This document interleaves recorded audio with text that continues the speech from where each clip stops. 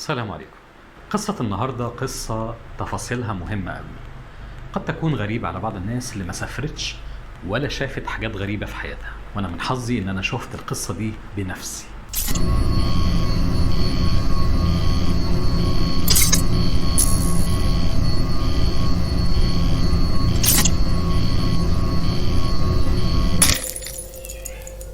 القصة دي كانت في الثمانينات. كنت طفل صغير، كنت مع والدي في مدينة الرياض. الغريب جدا في القصة إن إحنا كنا يوم جمعة، عيد لكل المسلمين بنصلي فيه مع بعض، وده بنسميه عند المسلمين اللي بيشاهدوني يوم عيد، لأن يوم الجمعة. ودايما بيميز يوم الجمعة في مدينة زي الرياض في الزمن ده إن أنت تلاقي في كل مكان بياعين بينادوا في كل حتة على التجارة اللي عندهم، وكان جو جميل قوي في الفترة دي. لكن اليوم ده كان غريب جدا. أول مرة أتفاجئ إن مفيش بياعين، وإن المكان تقريبا فيه تجهيزات أمنية قوية جدا ترج المكان. كانت حاجة مرعبة بالنسبة لي، طفل طالع مع والده وبتمشى معاه على أساس إن هيشوف يوم العيد الجميل اللي كل أسبوع بنروح عشان نصلي ونشتري مشتريات للبيت ونروح. لكن النهاردة حصل موقف تاني مختلف تماما. والدي قرر إن أنا أشاركه في موضوع غريب جدا. قال لي تعالى هفرجك على حاجة أول مرة هتشوفها في حياتك. وفعلا كانت أول وآخر مرة أشوفها في حياتي. أخدني في إيده وتحركنا لمكان الساحة الكبيرة اللي الناس كلها متجمعين فيها. ساحة كبيرة جدا عبارة عن دايرة والناس مصفوفة في أطراف الدايرة. وإحنا واقفين فاجئنا بإن في عربية شرطة وعربية إسعاف كبيرة، وفجأة عربية الإسعاف فتحت أبوابها والشرطي راح أخد الشخص اللي جوه العربية. الشخص ده كان نازل كأنك بتجر بالظبط ذبيحة العيد. فعلا شكل الراجل اللي نازل عامل زي الخروف اللي راح يتذبح. كانوا مغطين راسه بكيس اسود وهو لابس لبس ابيض كده زي الإحرام بالظبط. كان ماشي خطوات، وخطوة بتقدم وخطوة بترجع، شكلها حاجة تدل على الخوف أو الرهبة، أو ممكن يكون سكران، لأن كان السكر في الوقت ده برضه تعتبر جريمة من الجرائم الكبيرة جدا. أنا كل ده عقلي الصغير ما جمعش أبدا الحدث اللي بيحصل وإيه المصيبة اللي احنا مستنيين نتفرج عليها. فجأة اتجمع ناس دخلوا جوه الدايرة وبقوا قريبين من الحدث. فبسأل بابا مين دول اللي دخلوا قريبين من الحدث اللي هيحصل دلوقتي؟ قال لي دول أهل القتيل. يعني الموضوع في قاتل وفي قتيل، يبقى ده اللي قاتل اللي هم بيسحبوه عشان ينفذوا فيه حد القتل. طبعا بدأ قلبي ينبض. ايه اللي هيحصل للراجل ده؟ هل هيضربوه؟ هيمسكوه كده يعذبوه؟ ايه اللي هيحصل بالظبط؟ مخ صغير جدا في الفترة دي ما استوعبش ابدا الموقف اللي يحصل في اللحظات الجاية. فجأة سمعنا مكبرات صوت بتقول هس. مفيش حد يتكلم، صمت ملا المكان. دخل راجل لابس حاجة اسمها البشت اللي هو العباية المشهورة عندنا، وشكله كده شيخ لأنه ملتحي لحيته طويلة. ودخل قرب من الراجل وجنبه دكتور.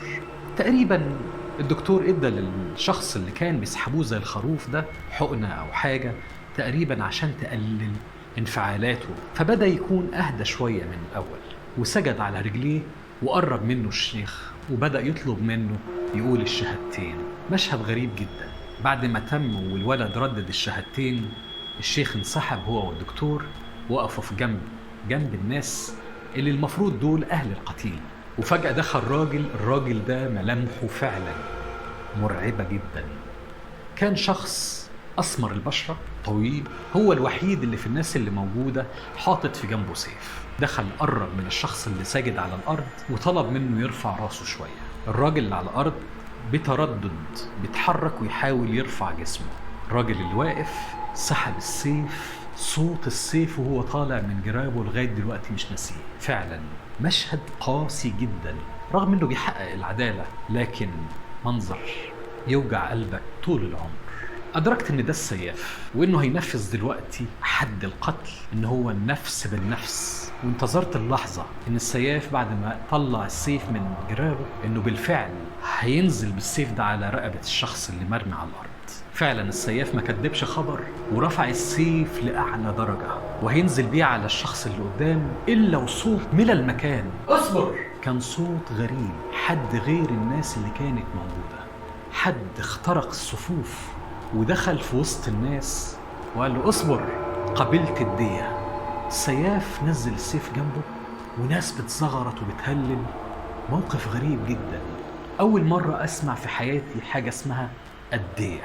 عرفت بعد كده إن الدية حاجة بتدفع أو مبلغ بيدفع مقابل النفس اللي اتقتلت. لكن المشهد ده عمري ما هقدر أنساه، لأن الراجل عقب بالكلام ده بعد ما قال أصبر.